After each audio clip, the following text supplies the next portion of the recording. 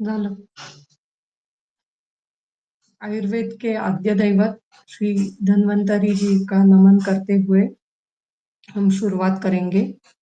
शंखं चक्रं जलौकां दधतामृतघटं चारुदोर्भिश्चतुर्भिः सूक्ष्मस्वच्छातिरुद्यान् शुकपरिविलसन् मौलिमं भोजनेत्रं कालाम्बोधोज्ज्वलाङ्गं कटितटविलसश्चारुपीताम्बराढ्यं वन्दे धन्वन्तरिं तं निखिलगदवनं प्रौढदावाग्निलीलम्।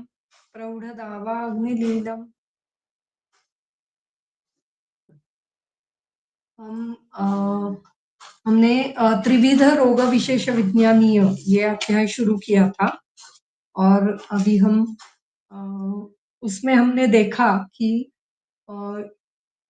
रोग का विशेष विज्ञान मतलब कोई भी रोग अगर हमें जानना है तो वो रोग 3 पद्धति से या फिर 3 प्रमाणों से हम जान सकते हैं। एक है प्रत्यक्ष, दूसरा है अनुमान और तीसरा है आप्तोपदेश।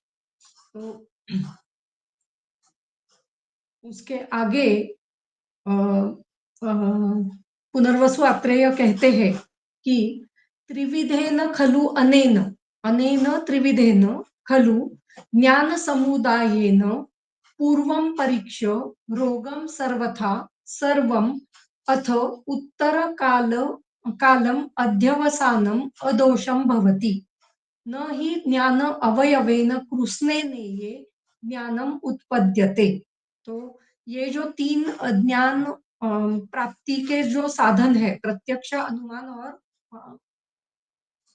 उपदेश या फिर आप्तोपदेश, ये जो 3 साधन है इन तीनों साधनों से इन तीनों साधनों के द्वारा ज्ञान समुदायेन पूर्व परीक्षा करते हुए रोगम सर्वथा रोग संपूर्णतः सर्वम अथ उत्तर कालम अध्यवसानम अदोषम भवति। पूरा रोग का ज्ञान कहाँ तक, उत्तर काल तक हमें उसका ज्ञान करना चाहिए। जब तक रोग है और रोग का पूरी तरीके से शमन नहीं होता है तब तक हमें इन तीनों पद्धतियों से रोग का ज्ञान करना आवश्यक होता है। न ही ज्ञान अवयवेन कृष्णे नहीं है, जो ज्ञान का जो साधन होते हैं उन साधनों के अवयवों से अगर हमने पूरी तरीके से उसका ज्ञान नहीं किया तो न ज्ञानम कृष्णे ने ये ज्ञानम उत्पद्यते न ज्ञानम उत्पद्यते। ज्ञान अवयवेन कृष्णे ने ये मतलब ज्ञान के जो अवयव है वो कृष्ण, इसका मतलब है संपूर्णतः अगर हमने नहीं जाने तो संपूर्ण ज्ञान प्राप्ति नहीं होती है। न ही ज्ञानम उत्पद्यते, तो संपूर्णतः ज्ञान प्राप्ति हमें नहीं होती है। त्रिविधे तु अस्मिन् ज्ञान समुदये पूर्वम आप्तोपदेशा ज्ञानम ततः प्रत्यक्ष अनुमानाभ्याम परीक्ष उपपद्यते। तो ये जो 3 प्रकार का ज्ञान है या फिर ज्ञान का समुदाय है उसमें पूर्व समुदाय मतलब पहले किससे ज्ञान का प्राप्त करना है तो आप्तोपदेश से ज्ञान प्राप्त करना है। फिर उसके बाद प्रत्यक्ष या फिर अनुमान, इन प्रमाणों के द्वारा हमें परीक्षा करते हुए रोग का ज्ञान हमें प्राप्त करना है। किम ही अनुपदिष्टम पूर्वम यत् तत् प्रत्यक्ष अनुमानाभ्याम परीक्षमाणो विद्या तस्मात् द्विविधा परीक्षा ज्ञानवताम प्रत्यक्षम अनुमानम च त्रिविधा सह उपदेशेन।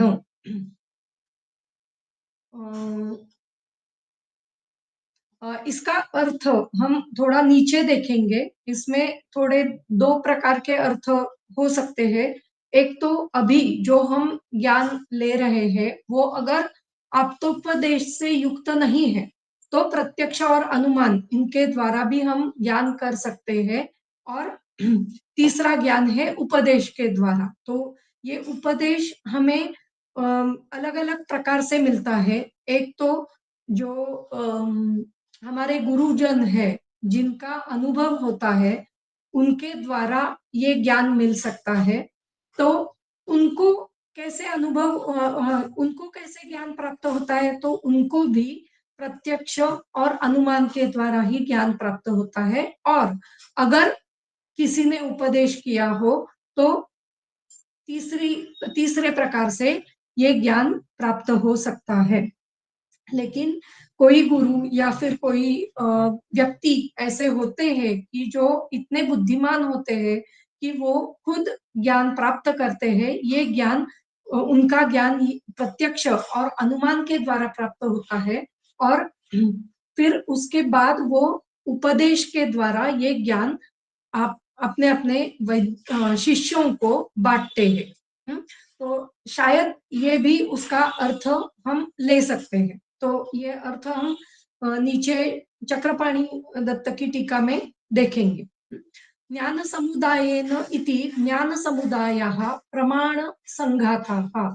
तो जो प्रमाण संघात पहले श्लोक में दिया है, प्रत्यक्ष, अनुमान और आप्तोपदेश, ये जो प्रमाण संघात है, इसे ही ज्ञान समुदाय ऐसे कहा गया है। तेन ज्ञान समुदायेन अयम एव रोगः, अयम एवं रोगः, ये ऐसा रोग है। इति एवं भूत निश्चयो अध्यवसानम, इस प्रकार का निश्चय करते हुए हम अध्यवसान कर सकते हैं। मतलब इस प्रकार से हम किसी भी रोग को जान सकते हैं कि ये इस प्रकार का रोग है, ये इसके पूर्व रूप है, ये इसके लक्षण है, ये इसकी चिकित्सा है। इस प्रकार से प्रत्यक्ष, अनुमान और आप्तोपदेश के द्वारा किसी भी रोग का ज्ञान हम इस ज्ञान समुदाय के द्वारा कर सकते हैं। त्रिविधे इत्यादो न्यायते अनेन इति ज्ञानम प्रमाणम, न्याय जिसके द्वारा हम जान सकते हैं उसे ज्ञान कहा जाता है। प्रथम आप्तोपदेशो व्याधिम बोधयति, सबसे पहले क्या है आप्तोपदेश। ततःश्च आप्त उपदिष्टम व्याधिम प्रत्यक्ष अनुमानाभ्याम यथोक्त लिंगादि परीक्षया निश्चिनोति। जो आप्तोपदेश के द्वारा हमने ज्ञान प्राप्त किया है, ये आप्तोपदेश दो प्रकार का हो सकता है। एक तो मैंने बताया कि गुरु के द्वारा जो ज्ञान प्राप्त होता है, और दूसरा पुस्तकों के द्वारा भी ज्ञान प्राप्त हो सकता है। पुस्तक ये भी हमारे, या फिर ग्रंथ, ये भी हमारे आप्त है। तो इसलिए दो प्रकार से आप्तोपदेश हम ले सकते हैं। एक गुरु के द्वारा, प्रत्यक्ष गुरु ने दिखाया या फिर गुरु ने बताया, गुरु ने उसका विवरण किया, एक्सप्लेनेशन दिया, तो वो आप्तोपदेश होता है। और पुस्तकों में जो लिखा जाता है, या फिर जो ये अभी चरक संहिता, सुश्रुत संहिता, निघंटु, ये जो ग्रंथ है, इसके द्वारा जो ज्ञान हमें प्राप्त होता है, ये भी एक प्रकार से आप्तोपदेश ही है। तो ततश्च आप्तोपदिष्टम, आप्तोपदेश के द्वारा व्याधिम, व्याधि हमने जान लिया, उसके बाद प्रत्यक्ष अनुमानाभ्याम, प्रत्यक्ष और अनुमान के द्वारा यथोक्त लिंगादि परीक्षया, यथा उक्त, उक्त मतलब जो आप आप्तोपदेश मिला है उसमें बताया गया, या फिर ग्रंथों में जो लिखा है उसी प्रकार से उक्त, ऐसा जो हेतु, लिंग और चिकित्सा, ये जो है, या फिर पूर्व रूप, उपशय, अनुपशय, ये जो है, इसके द्वारा हमें परीक्षया, इनके द्वारा परीक्षा करते हुए हमें निश्चिनोति, निश्चय करना पड़ता है। आगम अनुपदिष्टे च व्याधौ अवैद्य इव न प्रत्यक्षेण अनुमाने च अनुमाने मानेन च व्याधिम उपलभत इति आह किम ही अनुपदिष्टम इत्यादि। तो अगर आगम नहीं है, तो ये जो किम ही अनुपदिष्टम पूर्वम यत् यत् प्रत्यक्ष अनुमानाभ्याम परीक्षमाणो विद्या। तो यहाँ पे उनका कहना ऐसा है कि आगम अनुपदिष्टे, आगम नहीं है, कोई हमारे पास ग्रंथ नहीं है, या तो क्या होता है, व्याधौ अवैद्य इव, अगर वैद्य भी नहीं है, वो जो जो काम कर रहा है वो वैद्य भी नहीं है, अवैद्य इव, अवैद्य के समान, न प्रत्यक्षेण अनुमानेन च व्याधिम उपलभत इति आह किम ही अनुपदिष्टम इत्यादि। तो प्रत्यक्ष और अनुमान के द्वारा व्याधि का परीक्षण हमें नहीं करना है। अगर हमें किसी ने बताया नहीं है, आप्तोपदेश नहीं किया है, या फिर ग्रंथ में हमने, ग्रंथ से भी हमने नहीं ज्ञान प्राप्त किया है, तो केवल प्रत्यक्ष और अनुमान के द्वारा व्याधि का व्याधि योग्य प्रकार से हमें उपलब्ध नहीं होता है। एवं मन्यते व्याधि विशेषाः तावत् दुरधिगमनीया गमनीयाः न उपदेशम अंतरेण शक्याम विज्ञातुम। तो इसके लिए ऐसे माना जाता है कि व्याधि विशेषाः, व्याधि के जो विशेष है वो इतने दूर अधिगमनीय है, तावद, तावद मतलब इतने दूर अधिगमनीय होते हैं, मतलब जानने के लिए बहुत ही कठिन होते हैं। एक मिनट, हाँ।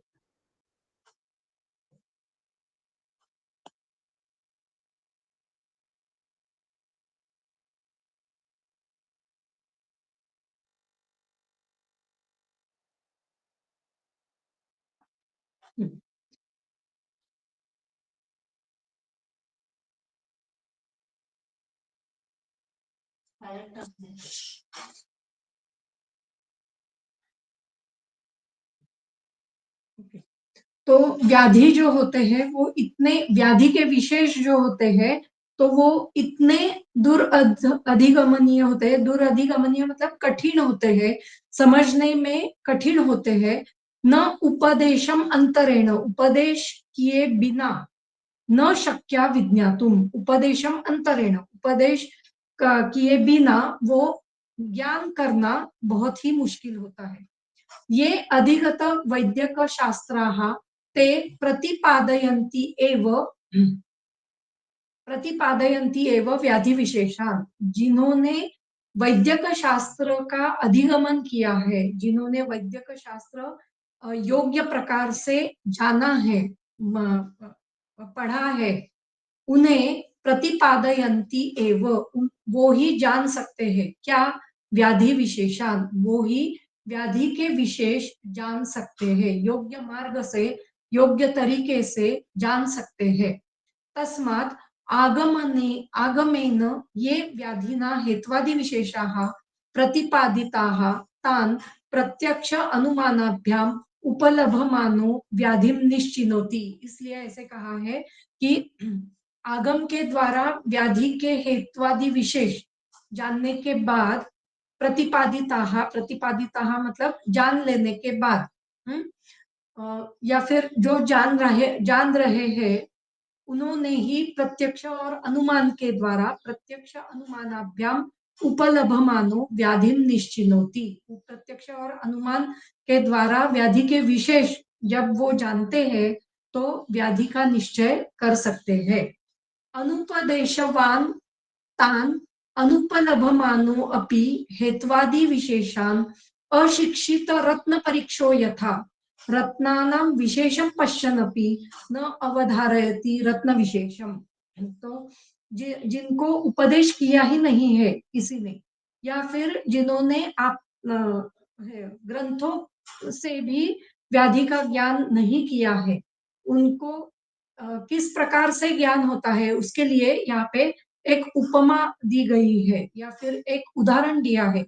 क्या कहते हैं कि अशिक्षित रत्न परीक्षो, जिन्होंने रत्न परीक्षा सीखी ही नहीं है, रत्न की परीक्षा, जो रत्न अलग अलग प्रकार के पाचू या फिर सुवर्ण, ये इस प्रकार के जो रत्न होते हैं अलग अलग प्रकार के, इन रत्नों की परीक्षा किसी से सीखी ही नहीं है, तो उनको वो रत्न देखने पर भी ये रत्न विशेष है, ये जो स्टोन है वो बहुत ही मूल्यवान है, ये वो न अवधारयति नहीं जान सकते हैं।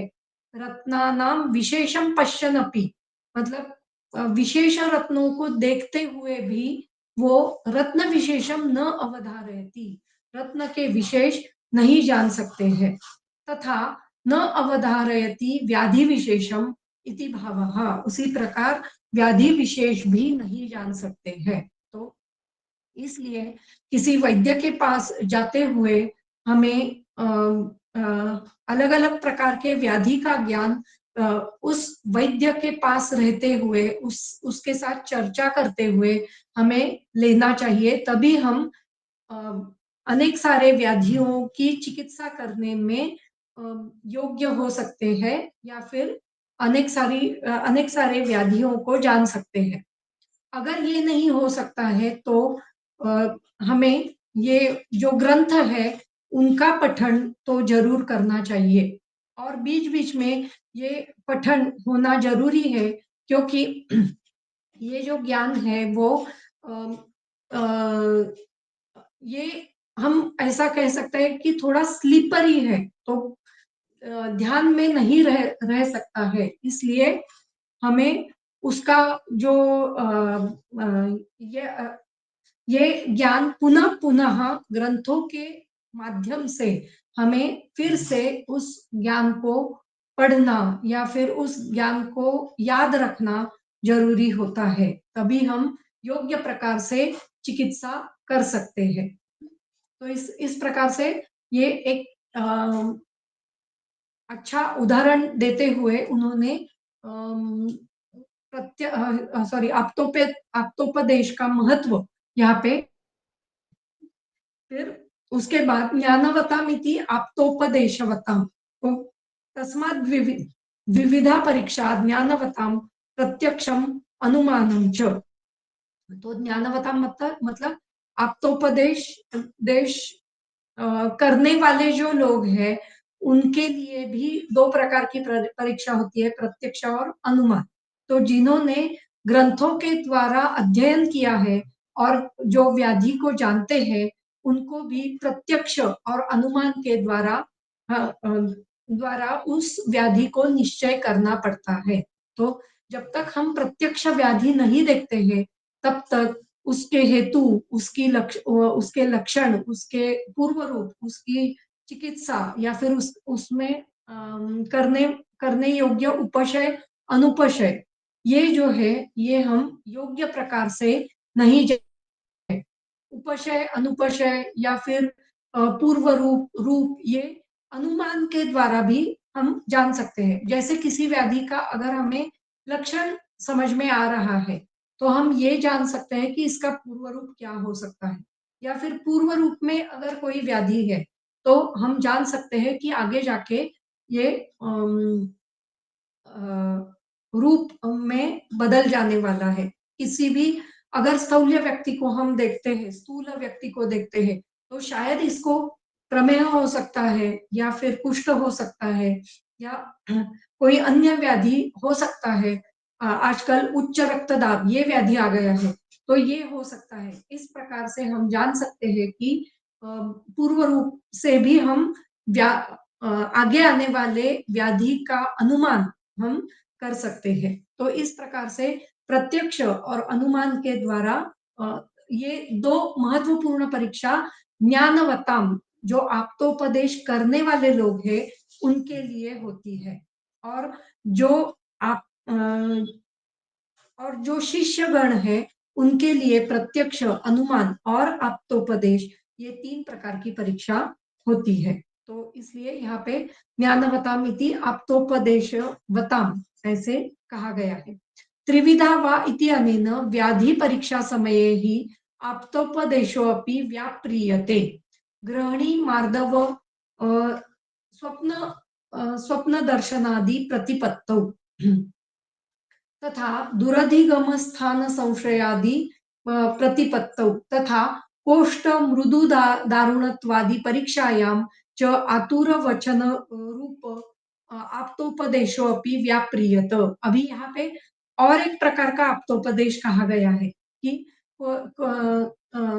बहुत सारे व्याधियों में हमें रुग्णों पर रुग्णों को प्रश्न पूछते हुए अ, उसका निदान करना पड़ता है। तो अ, यहाँ पे बताया गया है कोष्ठ मृदु दारुणत्वादि परीक्षायाम, तो कोष्ठ की मृदुता या फिर कोष्ठ की दारुणता ये हमें रुग्ण को प्रश्न पूछते हुए ही उसकी उसका निर्णय करना पड़ता है और ये एक अलग प्रकार का आप्तोपदेश हम कह सकते हैं। तो इसलिए कहा गया है कोष्ठ मृदु दारुणत्वादि परीक्षायाम च आतुर वचन रूप आप्तोपदेशो अपि व्याप्रियत। तो 3 परीक्षा में प्रत्यक्ष और अनुमान और तीसरी आप्तोपदेश ये होती है। यहाँ पे और कुछ उदाहरण दिए हैं जैसे कि ग्रहणी मार्दव स्वप्न दर्शनादि प्रतिपत्तौ।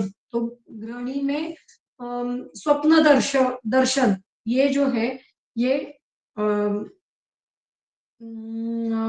कुछ लक्षण ये मैंने तो नहीं देखे हैं ग्रहणी में, लेकिन फिर भी शायद किसी ग्रंथ में आए हुए होंगे। चरक में मुझे नहीं मिले हैं। ये एक बार फिर से ग्रहणी अध्याय जब पढ़ेंगे तो शायद उसमें दिखाई देंगे। दुराधिगम स्थान संशयादि प्रतिपत्तौ, जो अगर किसी व्याधि का स्थान हमें समझ में नहीं आ रहा है या फिर स्थान संशय कहाँ पे व्याधि हुआ है वो योग्य प्रकार से हमें समझ में नहीं आ रहा है, तो ये हमें जो रुग्ण है उसको प्रश्न पूछते हुए हम उसका ज्ञान कर सकते हैं। जितने जितने प्रश्न हम पूछते जाएंगे, प्रश्न परीक्षा करेंगे, उतना उतना हम व्याधि का ज्ञान योग्य प्रकार से कर सकते हैं। इसलिए हमारा जो केस पेपर होना चाहिए वो ऐसा होना चाहिए कि उसमें योग्य प्रकार से हम रुग्ण का निदान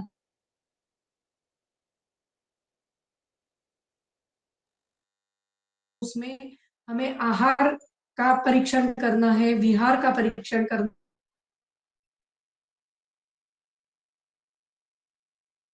वृत्ति है, मतलब आचरण क्या है, उसका सद्वृत्त क्या है, वो कहाँ पे काम करता है, ये सभी ज्ञान हमें तभी हमें समझ में आता है कि व्याधि कौन सा है, व्याधि क्या हो रहा है और कहाँ पे उसका स्थान संशय है। तो मैंने पिछले किसी व्याख्यान में भी ये उदाहरण दिया था कि एक रुग्ण आया था और उसको बहुत ही प्रतिशाय था।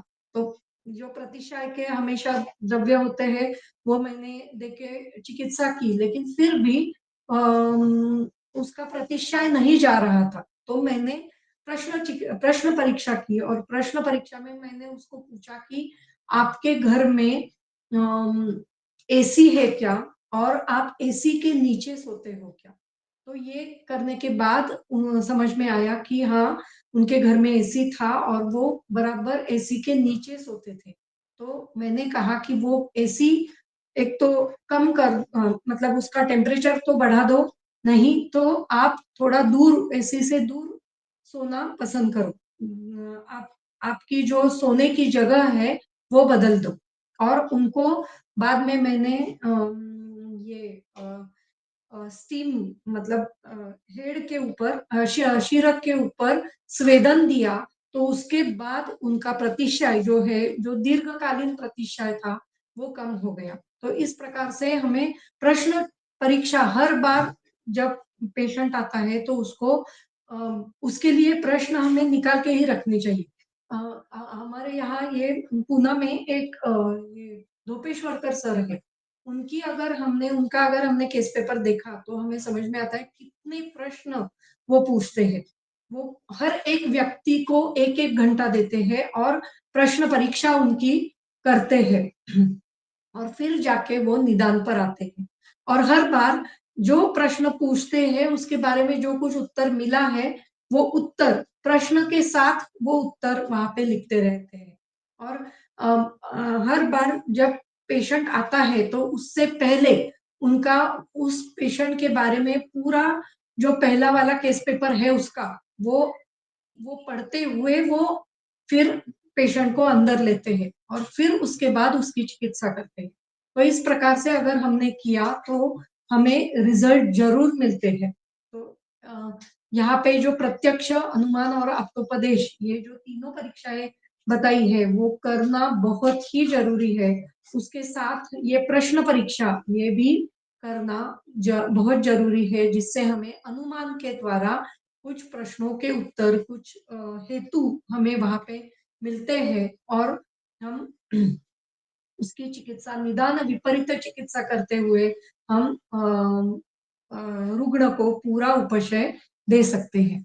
तो इस प्रकार से 3 प्रकार की परीक्षा यहाँ पे बताई गई है। आगे ये परीक्षा और उसका विवरण किया हुआ है वो हम देखेंगे। तत्र तत्र इदम उपदिशन्ति बुद्धिमंताः, तो बुद्धिमान लोग इस प्रकार का उपदेश करते हैं। इसका मतलब ऐसा है कि बुद्धिमान जो वैद्य है वो इस प्रकार से रोग रोग की चिकित्सा या फिर रोग का निदान करते हैं। रोगम एकम एवं प्रकोपणम एवं योनिम एवं उत्थानम एवं आत्मानम एवं अधिष्ठानम एवं वेदनम एवं संस्थानम एवं शब्द स्पर्श रूप रस गंधम एवं उपद्रवम एवं वृद्धि स्थान क्षय समन्वितम एवं उदरकम एवं एवं नामम एवं नामानम एवं योगम विद्या तस्मात् न इयं प्रतिका तस्मात्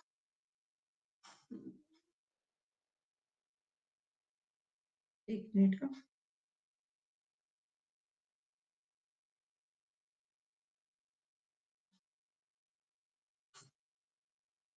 तस्मात् इयं प्रतिकारार्थ प्रवृत्ति, ऐसा एक्चुअली चाहिए, नियम ऐसे लिखा है, तस्मात् इयं ऐसे चाहिए, तस्मात् इयं प्रतिकारार्थ प्रवृत्ति, इस प्रकार से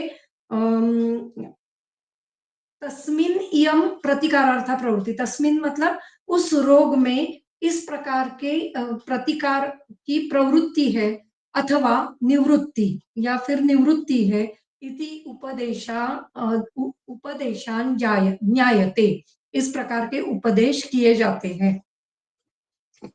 एक मिनट।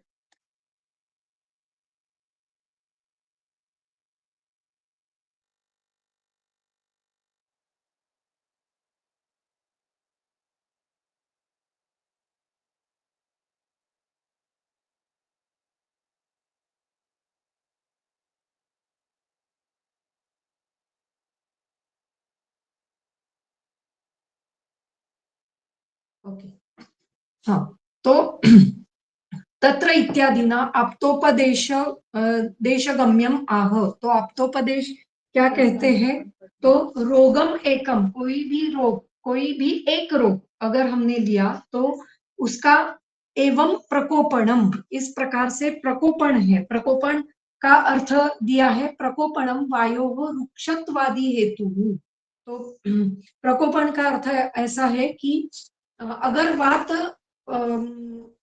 दोष से वो रोग बढ़ा हुआ है तो उस वात के रुक्ष मतलब वात किस गुण से बढ़ा हुआ है, वात के रुक्षत्व इत्यादि के हेतु, ये उसका प्रकोपण है। तो प्रकोपण इसका मतलब हेतु, तो किसी भी रोग का कोई भी हेतु जो होता है वो प्रकोपण में आता है। तो हमें ये कैसे हमें जानना है, तो इसके लिए हमें उस व्याधि का या फिर उस रुग्ण का आहार क्या है, विहार क्या है, आचरण क्या है, ये सभी हमें जानना जरूरी होता है। तो इसलिए हमारे केस पेपर में वो सब होना जरूरी है। तो हमें जो जो हेतु होते हैं जिसमें समझो मधुर गुण के जो कुछ आहारीय द्रव्य है तो वो कितने लेते हैं, तिक्त रस के कितने लेते हैं, कटु रस के कितने लेते हैं, कषाय रस के कितने लेते हैं। इस प्रकार से हमें आहार के हेतु लिखना जरूरी होता है। विहार के हेतुओं में हमें वो विहार क्या क्या करता है, कितने देर तक करता है, कितनी देर तक वो काम करता है, कितनी देर तक जागरण करता है, कितनी देर तक सोता है, ये सभी हमें जानना जरूरी होता है। तो हमें समझ में आता है कि वात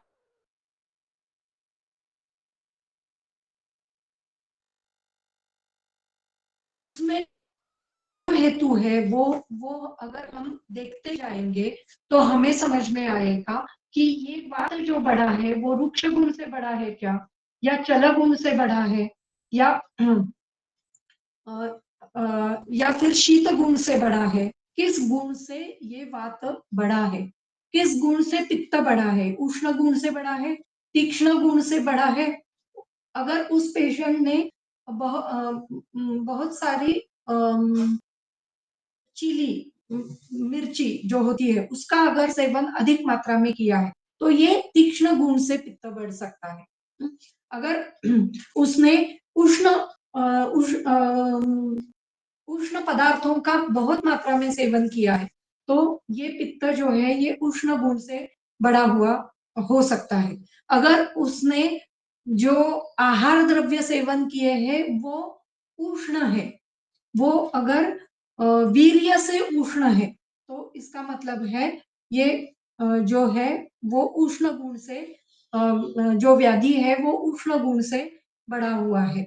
अगर रक्त दुष्टि हुई है तो वो उष्ण गुण से हुई है या तीक्ष्ण गुण से हुई है, ये हमें जान लेना, या फिर द्रव गुण से हुई है, ये भी देखना जरूरी होता है। बहुत बार उच्च रक्तदाब में द्रव गुण से रक्त वृद्धि होती है तो ये देखना हमें जरूरी होता है। ऊर्ध्व रक्तपित्त, अधोग रक्तपित्त या फिर रक्तपित्त में कभी भी हम देखेंगे तो द्रव गुण से रक्त धातु बढ़ता है। तो ये हमें जानना जरूरी होता है कि कौन से गुण से कौन सा दोष बढ़ा हुआ है। ये हमें जानना जरूरी होता है। रक्त ये दोष नहीं है, लेकिन उसका जो वर्णन किया गया है वो दोषों के समान किया गया है। तो इसलिए मैंने यहाँ पे रक्त का भी उदाहरण दिया, नहीं तो हमें वात पित्त और कफ ये तीन दोष हमें देखने जरूरी होते हैं।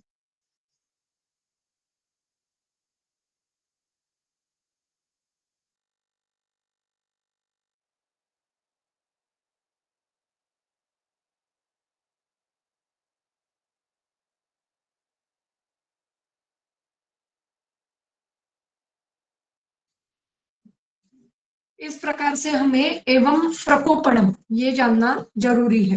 अगर कफ का है तो कफ स्निग्ध गुण से बढ़ा है क्या, शीत गुण से बढ़ा है क्या, तो किस गुण से कफ बढ़ा है वो देखना जरूरी होता है। फिर बाद में एवं योनि ही इसका मतलब है कौन कौन सा दोष। तो हमने प्रकोपणम में देखा कि कौन से गुण बढ़े हैं शरीर में, और फिर बाद में उसकी योनि क्या है, वात वात है, पित्त है या कफ है। अ, अगर द्रवता है, द्रव गुण से कुछ व्याधि हो रहा है तो उसमें कफ बढ़ा है या पित्त बढ़ा है। अगर सरगुण से है तो उसमें पित्त बढ़ा है या वात बढ़ा है। अगर शीत गुण है, शीत गुण से रोग हुआ है तो उसमें वात बढ़ा है या कफ बढ़ा है, तो ये हमें देखना जरूरी होता है, ये योनि है। तो कौन से दोष में वो गुण बढ़ा है वो देखना, इसका मतलब योनि है। आगे है एवं योनिम एवं उत्थानम। उत्थान का मतलब ऐसा है कि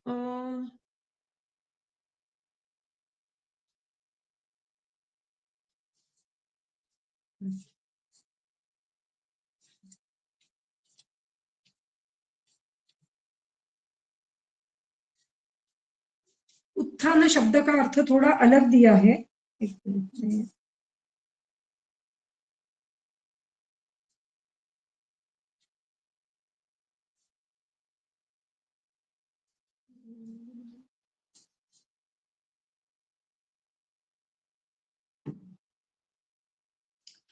अभी नीचे भी नहीं दिया है उन्होंने, मैं एक बार देख के आपको बताती हूँ। आगे है अधिष्ठान, आगे है आत्मानम। हाँ, उत्थानम, उत्थानम इसका मतलब मूल हेतु क्या है? तो मूल हेतु इसका मतलब फिर से हमें जो आहार विहार है वही वहां पे देखने हैं। तो पहले तो हमें समझ में आता है, क्योंकि यहाँ पे ऐसे क्यों दिया है उल्टा। पहले हेतु देखने हैं, पहले रुक्षत्वादी गुण, फिर उसकी योनि, फिर उसके मूल हेतु, मतलब आहार विहार, ऐसे क्यों उल्टा क्यों दिया है? तो सबसे पहले जब पेशेंट हमारे पास आता है तो वो हमें लक्षण दिखाता है, तो उस लक्षण से हमें गुण समझते हैं। मतलब उन्होंने अगर हमें, तो अगर त्वचा रोग है तो त्वचा रोग से पहले हमें समझ में आता है कि ये रुक्ष है या स्निग्ध है। ये यहाँ पे हाथ लगाने से समझ में आता है ये उष्णता है या नहीं है। इस प्रकार से हमें पहले, जब हम व्याधि को देखते हैं, व्याधित को देखते हैं, तो हमें उसके गुण समझ में आते हैं। फिर उसके बाद दोष समझ में आने लगते हैं, क्योंकि वहां पे जो लक्षण होते हैं, तो अगर हमने उसकी त्वचा के ऊपर देखा तो त्वचा को अरुण वर्ण है, तो वो हम समझते हैं कि वात की दृष्टि है। अगर रक्त वर्ण है तो समझते हैं पित्त की दृष्टि है। अगर श्वेत वर्ण है तो समझते हैं कि कफ की दृष्टि है। इस प्रकार से हम वहां पे योनि समझते हैं। फिर उसके बाद हम उसको, उसका आहार विहार देखते हैं, आहार विहार आचार ये सब देखते हैं। तो ये मूल हेतु होते हैं।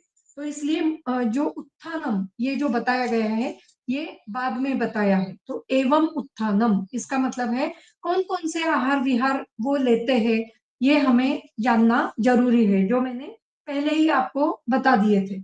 फिर उसके बाद एवं आत्मानम, तो इसके बाद हमें उस व्याधि का क्या स्वभाव है, खुद का क्या स्वभाव है, उसका प्रभाव क्या है, उसका मूल स्वरूप क्या है, वो देखना जरूरी होता है। तो जो वात पित्त कफ है, उससे हम अगर अगर कोई व्याधि वातज या फिर पित्तज या फिर कफज है, तो वो हमें जल्दी से समझ में आता है। या फिर ये जो पहले तीन हमने उपदेश देखे, तीन जो हमने क्राइटेरियाज देखे, तो उससे हमें समझ में आता है कि ये व्याधि जो है ये वातज पित्तज या फिर कफज है। लेकिन आत्मज मतलब उसका खुद का स्वभाव क्या है, कुछ अलग स्वभाव है क्या, ये देखना भी बहुत जरूरी होता है। तो कोई रोग, कोई कोई रोग जो होते हैं वो अपना अपना स्वभाव लेके आते हैं। जैसे रोहिणी, यहाँ पे लिखा है, यहाँ पे कुछ उदाहरण दिए हैं। रोहिण्या दारुणत्वम, तो रोहिणी नाम का जो शोथ है, ये त्रिदोषज शोथ है, वातज पित्तज कफज, तीनों दोष इसमें एकदम प्रकोपित होते हैं, एक साथ प्रकोपित होते हैं। और वो, ये जो व्याधि है ये जिह्वा मूल प्रदेशी होता है, और ये दारुण स्वरूप का होता है।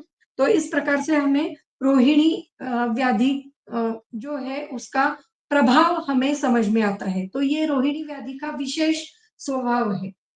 दूसरा है संन्यास। तो संन्यास नाम का जो व्याधि है, जिसे हम आजकल कोमा इस ऐसे जान सकते हैं। तो ये व्याधि शीघ्र उपक्रमणीय है। जैसे रुग्ण संन्यास में जाता है तो उसको त्रासन चिकित्सा या फिर जो अलग अलग चिकित्साएं वहां पे दी गई है संन्यास में, तो वो चिकित्सा करना बहुत जरूरी होता है। या फिर मूर्छा, अगर व्याधि हो रहा है तो शीघ्र चिकित्सा करनी जरूरी होती है। शीघ्र हमें शीत जल का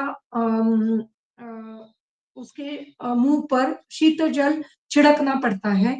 या फिर कुछ अलग चिकित्सा अगर हमें जरूरी है, तो वो चिकित्सा हमें वहां पे करनी पड़ती है।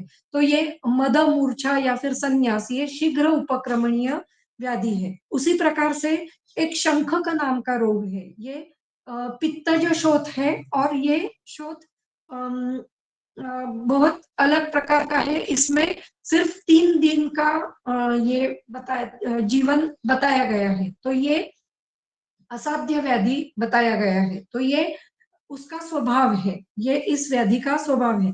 या फिर वातज रुद्रोग, ये वातज रुद्रोग का वर्णन 17वें अध्याय में चरक सूत्र स्थान के 17वें अध्याय में आया है। तो वहां पे लिखा है तीव्र रुजा, ये उसका लक्षण है। तो ये तीव्र रुजा से हम वातज रुद्रो ये जान सकते हैं। ये अम, अ, अ, इसका मतलब है हृदय प्रदेशी तीव्र रुजा वाला।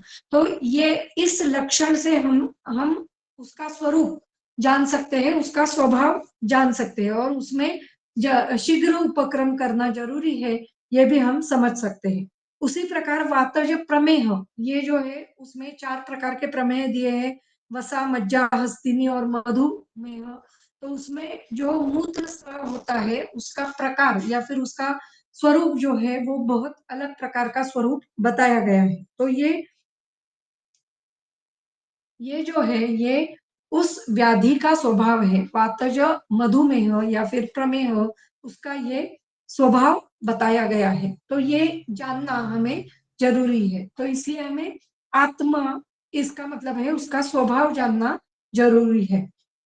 फिर उसके बाद एवं अधिष्ठानम, तो अधिष्ठान कौन कौन से हैं? तो किसी भी व्याधि के 2 ही अधिष्ठान बताए गए हैं, शरीर अवयवाः मनःश्च। तो शरीर अवयव या फिर मन, मतलब शरीर में होने वाले व्याधि या फिर मन में होने वाले व्याधि व्याधि इस प्रकार से हमें 2 अधिष्ठान जानने हैं। तो व्याधि कहाँ से उत्पन्न है? ये पहले शरीर में होते हुए फिर मन तक, मतलब मन के रज तम दोषों को उसने बिगाड़ा है क्या, या फिर पहले मन में ये व्याधि, मन के रजतम दोष बिगड़ते हुए फिर शरीर में आया है क्या, ये जानना हमें जरूरी होता है। तो ये दोनों अधिष्ठान है।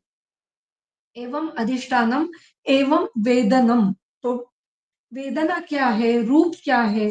जो वेदनम, इसका मतलब है रूप। तो उस व्याधि में कौन से रूप होते हैं, किस प्रकार से वो व्याधि व्यक्त होता है, ये जानना इसका मतलब है एवं वेदनम। तो अलग अलग प्रकार के लक्षण हमें दिखाई देते हैं। अगर वात वात दोष से व्याधि है तो रुजा दिखती है, पित्त दोष से बढ़ा हुआ है तो दाह दिखता है, कफ दोष से अगर बड़ा है तो कंडू दिखता है। तो इस प्रकार से वातज, पित्तज, कफज, ये ये इन दोषों को हम देखेंगे तो अलग अलग प्रकार की वेदनाएं हमें समझ में आती है। इस प्रकार से आगे एवं संस्थानम, संस्थान शब्द का अर्थ है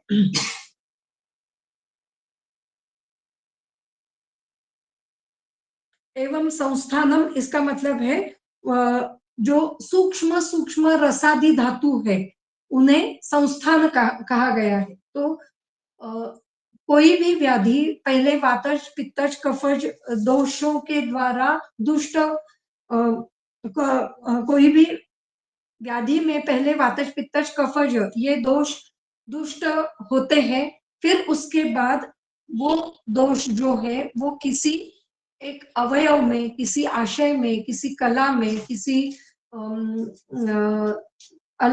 धातु में या फिर किसी मल में वो संचित होते हुए फिर लक्षण दिखाई देते हैं। ये संस्थान है। तो शरीर में जो लक्षण हमें दिखते हैं वो किस स्थान में दिखते हैं, ये देखना संस्थान होता है। तो एवं संस्थानम, इसका मतलब है व्याधि का स्थान क्या है, ये जानना इस प्रकार से हमें, यहाँ तक हम वेदनम, यहाँ तक हमने व्याधि का स्थूल स्वरूप जाना। फिर इसके बाद एवं संस्थानम, यहाँ से हम व्याधि के सूक्ष्म स्वरूप को धीरे धीरे जानते जाएंगे। तो एवं संस्थानम में हमने जाना कि व्याधि किस आशय को लेके निर्माण हुआ है। उसी प्रकार एवं शब्द, स्पर्श, रूप, रस, गंधम एवं उपद्रवम। तो एवं शब्द, स्पर्श, रूप, रस, गंध में हमें देखना है कि व्याधि में इन पांचों में से क्या है। शब्द है, स्पर्श है, रूप है, रस है, गंध है, या फिर दोनों है, या फिर तीनों है, या फिर चारों है, या फिर पांचों लक्षण हमें दिखाई दे रहे हैं। ये हमें जानना जरूरी होता है। जैसे शब्द स्वर भेद है तो उसमें हमें शब्द समझ में आता है, या फिर अगर आधमान है तो गुड़गुड़ायन, ये शब्द हमें समझ में आता है। पेट में गुड़गुड़ायन होना, स्वर भेद है तो स्वर विचित्र होना, ये शब्द हमें समझ में आता है। तो शब्द के द्वारा हम ये जान सकते हैं। तो शब्द स्पर्श रूप रस गंध ये साइंस है, ये जो वैद्य है वो योग्य प्रकार से जान सकता है। तो इसमें से कुछ सिम्टम्स हम देख सकते हैं, कुछ साइंस हम हमें जानने पड़ते हैं। तो जो स्थूल स्वरूप के होते हैं वो सिम्टम्स हमें एक तो व्याधित बताता है, या फिर हमें व्याधित के शरीर पर दिखाई देते हैं। और जो साइंस होते हैं वो खुद जो चिकित्सक है उन्हें जानने पड़ते हैं। तो इस प्रकार से हमने ये शब्द ऐसे देखा। रूप तो अगर वातज कुष्ठ है तो खर स्पर्श हमें वहां पे दिखाई देता है, या फिर जो वातज कुष्ठ है तो वहां पे त्वचा निकल के आती है, या फिर जो वहां पे त्वचा जो है वो रुक्ष होते हुए और वो धीरे धीरे उसमें छेद होने लगता है, ये हमें दिखाई देता है। अगर स्निग्धता है, अगर कफज कुष्ठ है तो वहां पे स्त्राव दिखाई देता है। इस प्रकार से हमें स्पर्श हमें समझ में आता है। या फिर अगर उदर में टेंडरनेस है, या फिर उदर में ये स्पर्शा सहत्व है, तो ये हमें स्पर्श के द्वारा ही हम जान सकते हैं। मतलब पेट पेट दुखता है क्या, अगर हमने पेशेंट को पूछा कि पेट दुखता है क्या, तो कहता है नहीं। लेकिन जब हम स्पर्श करते हैं तो पेट में अम, आधमान हमें दिखाई देता है, या फिर आधमान समझता है, या फिर आटोप समझता है, या फिर स्पर्शा सहत्व हम जान सकते हैं। इस प्रकार से हमें शब्द परीक्षा हमें करनी पड़ती है। फिर उसके बाद है रूप। तो अगर जो लक्षण हमें व्याधित में दिखाई देते हैं वो किस प्रकार के है, ये हम चक्षुर इंद्रिय से, हमारे चक्षुर इंद्रिय से जान सकते हैं। जैसे कि अगर पूरे शरीर पर पांडुता आ गई है तो हम उस व्याधि को पांडु ये नाम दे सकते हैं। अगर ऊर्ध्वग छर्दी है तो हम ऊर्ध्वग है उसे छर्दी ये नाम दे सकते हैं। अगर उद्वग मुख से रक्तस्राव हो रहा है तो हम उसे उद्वग रक्तपित्त ऐसे कह सकते हैं। तो इस प्रकार से हम अ, उसका रूप देखते हुए हम वो व्याधि क्या है और कैसा है वो जान सकते हैं। अगर रक्तपित्त है और उसमें जो रक्त बाहर निकल आ रहा है वो कृष्ण वर्णी है, हरित वर्णी है, उसको दुर्गंधी है, गंध के द्वारा दुर्गंध हमें समझ में आ रहा है, ये अगर है तो हम समझ सकते हैं कि ये जो व्याधि है वो अम, असाध्य की ओर जा रहा है। तो इस प्रकार से हमें शब्द स्पर्श रूप रस गंध के द्वारा ये व्याधि जानना जरूरी होता है। अगर रस है तो रस की चिकित्सा ये हम प्रश्न परीक्षा से ही कर सकते हैं। तो अरुचि है तो रुग्ण को प्रश्न पूछते हुए ही अरुचि का ज्ञान हो सकता है। या फिर मुख वैरस्य, मुख में मधुरास्यता है, तिक्त रसाज्ञता है, तो ये सभी जो है ये हम प्रश्न पूछते हुए ही हम जान सकते हैं।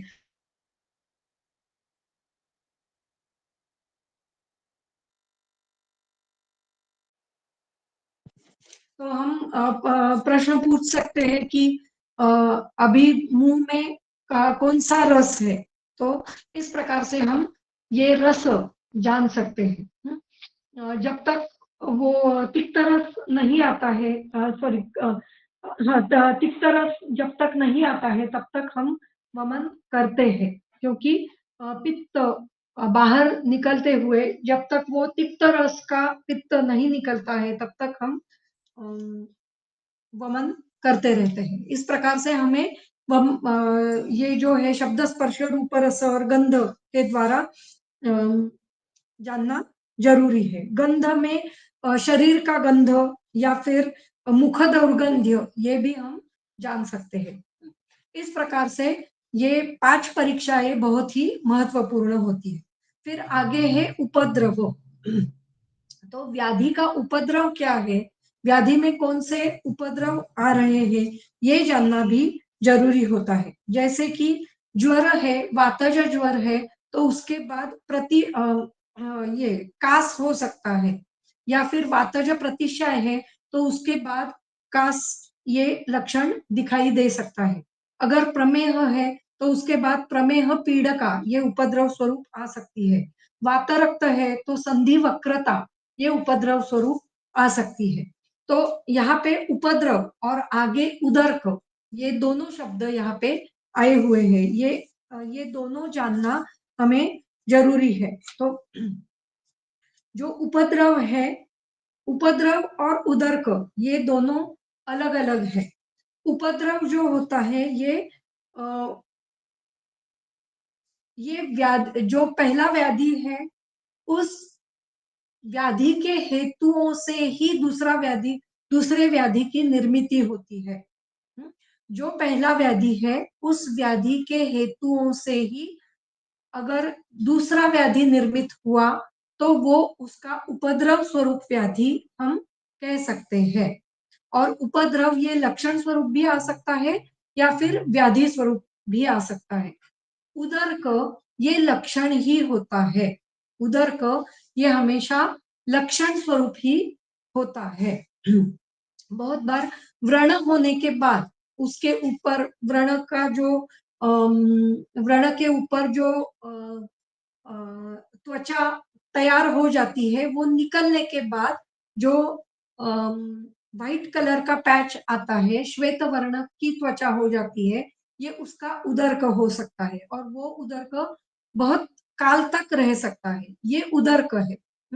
या फिर उदर्क इसका मतलब है कुछ भी चिन्ह या फिर भावी काली लक्षण, ये जो है ये उदर्क है। और उपद्रव जो होता है वो एक व्याधि के बाद दूसरा व्याधि निर्माण होना, ये उपद्रव स्वरूप होता है। लेकिन वो व्याधि उसी व्याधि के हेतुओं से निर्माण होता है, उसे उपद्रव कहा जाता है। ऐसा ही एक व्याधि होता है जिसे निदानार्थकर व्याधि कहते हैं। तो निदानार्थकर व्याधि ये थोड़ा उल्टा है कि दूसरा व्याधि निर्माण होता है लेकिन वो व्याधि उस पहले व्याधि के कारण होता है। मतलब पहला व्याधि ये दूसरा व्याधि का निदान है। पहला व्याधि ये दूसरा व्याधि का हेतु है। पूरा व्याधि मतलब जो पूरी संप्राप्ति है वो दूसरे व्याधि को निर्माण करती है। ये निदानार्थकर रोग है। और उपद्रव ये एक तो लक्षण स्वरूप हो सकता है या फिर व्याधि स्वरूप हो सकता है। उपद्रव जो है वो व्याधि होने के बाद एक व्याधि होने के बाद उसी हेतु से दूसरा व्याधि निर्माण होना, इसे उपद्रव कहा जाता है। और इसमें और एक हो सकता है जिसे व्याधि संकर कहा जाता है। इन ये सभी जो है इसके जो श्लोक है वो मैं अगले व्याख्यान में फिर से आपके सामने बताऊंगी, तो समझ में आएगा। अगला व्याख्यान सिर्फ इसी श्लोकों पर हम लेंगे या फिर थोड़ा आगे का भी लेंगे, लेकिन ये श्लोक पहले बता दूंगी। इसका जो रेफरेंस है वो भी मैं आपको बता दूंगी। तो इस प्रकार से हमें उपद्रव देखना है, उदर का देखना है, मतलब वो व्याधि आगे होने वाला जो व्याधि है वो लक्षण स्वरूप है क्या वो देखना है। अगर व्याधि स्वरूप है तो वो उपद्रव है या निदानार्थकर व्याधि की वजह से हुआ है, या फिर वो व्याधि संकर है। व्याधि संकर होना इसका मतलब है दूसरा व्याधि किसी दूसरे हेतु से होना, इसे व्याधि संकर कहा जाता है। अगर व्याधि ज्वर है और ज्वर के साथ दूसरा कोई व्याधि जैसे राजयक्ष्माय्य व्याधि, दूसरा व्याधि उत्पन्न हुआ या फिर उन्माद ये व्याधि उत्पन्न हुआ या फिर उन्माद है और उसमें ज्वर निर्मिति हुई, तो ये उन्माद के साथ ज्वर निर्मित होना ये तो पूरा व्याधि संकर ही हमें समझ में आता है। तो इस प्रकार से व्याधि संकर क्या है, उपद्रव क्या है, उदर क्या है और निदान अर्थकर व्याधि क्या है, ये हम आगे के व्याख्यान में देखेंगे। आगे है वृद्धि स्थान क्षय समन्वितम। वृद्धि स्थान क्षय समन्वितम इसका मतलब ऐसा है, ये भी फिर से और सूक्ष्म हम जाते हैं कि उस व्याधि में कफ बढ़ गया है, कफ की वृद्धि है, पित्त का क्षय है और वात का स्थान है। स्थान मतलब वात समावस्था में है, सम अवस्था में है। वृद्धि होना इसका मतलब प्रकोप होना, क्षय होना ये भी एक प्रकार का प्रकोप है, लेकिन वो मात्रा में कम है, इसलिए उसे क्षय कहा जाता है। और स्थान इसका मतलब है सम रहना। तो कौन से दोष की वृद्धि है, कौन से दोष का स्थान है और कौन से दोष का क्षय है, ये देखना भी जरूरी होता है। ये भी हम आगे के इसमें देखेंगे। ये 17वें अध्याय में चरक 17वें, हाँ, चरक सूत्रस्थान अध्याय 17 में आया है, तो ये हम वहां से जानेंगे। एवं नामानम, इस प्रकार से हम नाम से भी कुछ व्याधि हम जान सकते हैं। अगर हमें जल्दी से वो व्याधि समझ में नहीं आया तो नाम से तो झट झट से समझ में आता है, क्योंकि नाम हमने ग्रंथ में पढ़े हुए होते हैं, तो हमें जल्दी से समझ में आता है। तो ग्रहणी, मुझे ग्रहणी है ऐसा कहते हुए ही आजकल लोग आते हैं, या फिर मुझे स्किन डिसीज है ये कहते हुए ही लोग आते हैं, मुझे प्रमेह है ये कहते हुए ही लोग आजकल आते हैं। तो नाम तो हमें बहुत बार पहले से ही पता होते हैं, लेकिन ज्यादातर हमें नाम पर ध्यान नहीं देना है। हमें ये सभी जो बातें हैं, एवं प्रकोपणम एवं योनिम एवं उत्थानम, इन सभी को जानते हुए उस रोग को जानना जरूरी है, तभी हम योग्य प्रकार से चिकित्सा कर सकते हैं। आगे है एवं योगम। तो इस व्याधि में कौन से योग हुए हैं। अभी यहाँ पे योग ये शब्द का अर्थ नीचे नहीं दिया है, मुझे लगता है कि एवं योगम इसका मतलब है कौन से हेतु है, कौन से लक्षण है और कौन से उपशय अनुपशय है, तो ये उसका योग है। तो हमें अगर पूरा व्याधि जानना है तो हेतु, लक्षण, उपशय, अनुपशय ये सब जानते हुए हम पूरा व्याधि का योग हम जान सकते हैं। तो ये एवं योगम ऐसे है। तस्मिन इयम, इसी व्याधि में प्रतिकारार्था प्रवृत्ति, तो इसी व्याधि में इस प्रकार से इयम इसका मतलब है, इयम ये इदम सर्वनाम का रूप है और तस्मिन ये तद सर्वनाम का रूप है। तो तस्मिन ये सप्तमी का रूप है और इयम ये द्वितीया का रूप है। तो तस्मिन इयम प्रतिकारार्था प्रवृत्ति, इयम मतलब इस व्याधि में हाँ, यम इसका मतलब इस प्रकार की, प्रतिकार के लिए प्रवृत्ति है। तस्मिन मतलब उस व्याधि में इस प्रकार की प्रतिकार के लिए प्रवृत्ति है। प्रतिकारार्थ मतलब चिकित्सा, चिकित्सा के लिए इस प्रकार की प्रवृत्ति हो सकती है। मतलब इसका मतलब क्या है, तो कोई व्याधि औषध सिद्ध है, कोई व्याधि पंचकर्म सिद्ध है, कोई व्याधि केवल दुर्लक्ष्य करने से भी सिद्ध हो सकता है, या फिर कोई व्याधि केवल लंघन से सिद्ध हो सकता है, कोई व्याधि लंघन पाचन से सिद्ध हो सकता है, या फिर कोई व्याधि में शोधन चिकित्सा जरूरी होती है। इस प्रकार से कौन सी प्रवृत्ति हम करेंगे ये देखना भी जरूरी होता है, तो ये जानना भी जरूरी है। और निवृत्ति उपदेशान न्यायते, और निवृत्ति भी मतलब ये व्याधि किस प्रकार से निवृत्त हो सकता है, या फिर इस व्याधि की निवृत्ति अभी हो चुकी है ये जानना भी जरूरी है। तो इसलिए जिन-जिन व्याधियों के निवृत्ति लक्षण दिए हैं, उन लक्षणों को भी इकट्ठा करना या फिर उन लक्षणों को भी जानना बहुत जरूरी होता है। ज्वर है, ज्वर निवृत्त हो गया, ज्वर पूरा निकल चुका है, अभी ज्वर नहीं है। ये अवस्था भी जानना, ये निवृत्ति जानना जरूरी है। तो इस प्रकार से हमें निवृत्ति लक्षण हमें जानना जरूरी है। उसी प्रकार से अलग-अलग व्याधियों के निवृत्ति लक्षण दिए हैं, वो हमें जानना, उसका संग्रह करके रखना और उसको हर बार देखना जरूरी होता है।